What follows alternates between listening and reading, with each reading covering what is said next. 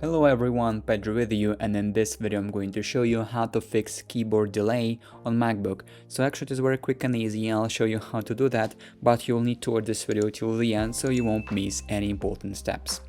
So first of all, we will need to open the system settings, clicking on the gear icon, opening our settings, and here in the settings menu we will need to first of all find the accessibility option right here to open the accessibility settings. Now, as we are here, we will need to scroll down just a little until we will find keyboard and click on it. Here, you will need to make sure that two options are turned off. First option is sticky keys, it needs to be turned off, and slow keys also needs to be turned off. This is maybe the reason why you have this problem. And the second step you will need to make is you will need to go and scroll down to the bottom of the settings until you will find another keyboard option right here and click on it.